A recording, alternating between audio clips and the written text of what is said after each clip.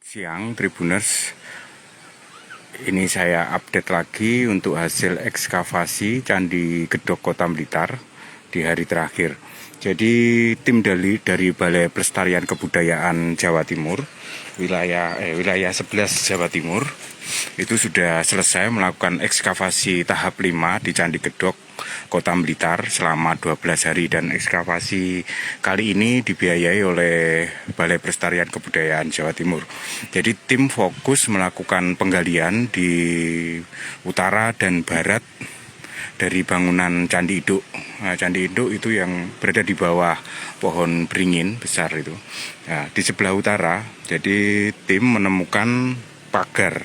Struktur pagar ini merupakan pagar kedua, ini yang ada di depan saya. Ini merupakan pagar halaman kedua di Candi Gedog. Jadi asumsi awal dari arkeolog BPJB yang mengatakan bahwa Candi Gedog ini terbagi menjadi beberapa halaman itu akhirnya terjawab di ekskavasi tahap 5 ini. Jadi memang selain ada pagar utama yang mengelilingi bangunan induk candi, itu ada pagar kedua ini sebelah utara, sementara yang ditemukan ini sebelah utara itu ada pagar kedua. Dan di dalam pagar kedua ini juga ada bangunan-bangunan pendukung. Jadi bangunan pendukung ini yang ditemukan berupa pondasi, itu ada kayak pendopo agung, jadi lebih besar itu yang ada di tengah, itu juga sudah tinggal pondasi. Terus di sebelah utara ini sementara ditemukan pondasi juga, itu seperti gazebo atau bilik lebih kecil, dimensinya lebih kecil dari pendopo utamanya. Jadi ada dua, dan perkirakan sebelah selatannya itu juga masih ada. Terus ya ini kondisi pagar yang seutara memang kondisinya hancur, artinya sudah tidak utuh, meskipun ada tumpukan tapi sudah tidak bentuk seperti pagar, hanya sebagian saja yang terlihat, hanya runtuhan itu. Nah ini bangunan bilik, diperkirakan bilik yang di sisi utara yang ketemu. Terus ini bagian tengah ini ada perkirakan pendopo agung. Jadi bangunan terbuka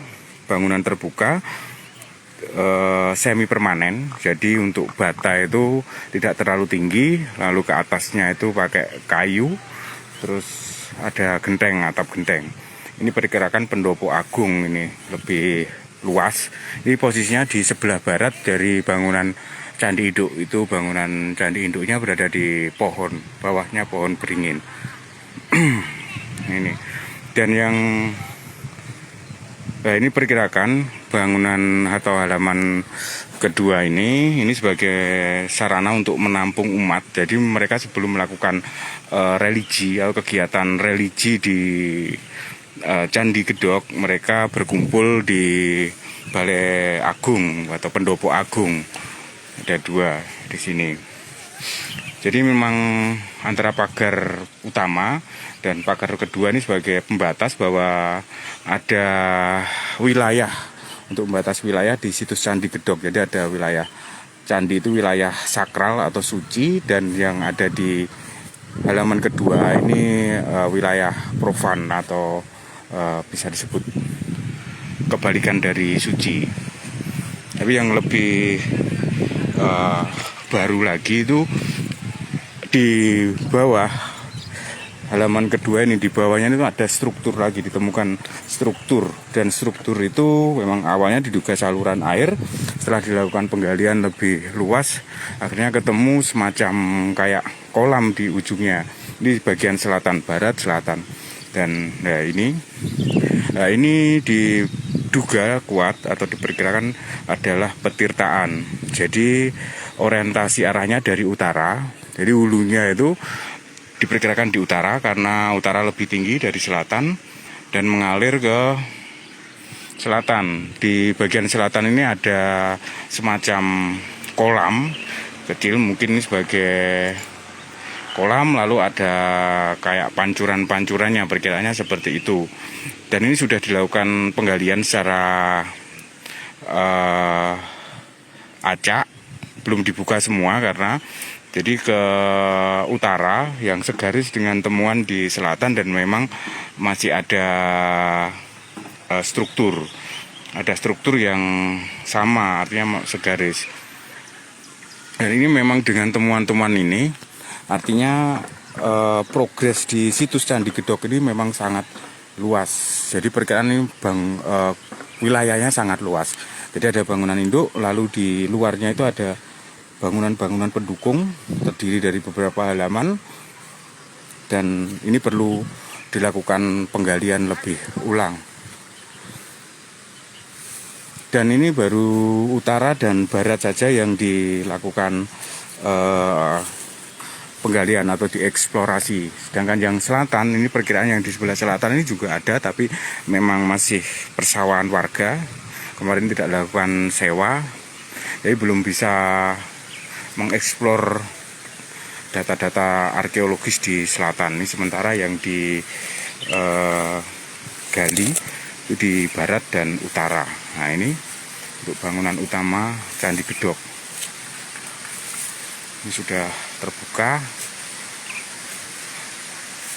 sampai dasar. Nah, ini kondisinya.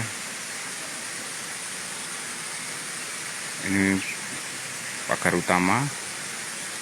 Yang di sana itu candi induk, ada pohon beringin. Jadi memang benar kalau berdasarkan keterangan Pak Nugroho, kalau di cerita tutur atau legenda masyarakat di Gedog ini ada cerita soal Joko Pangon, dari Joko Pangon, dan memang di sini dulunya terkenal sebagai Punden Joko Pangon.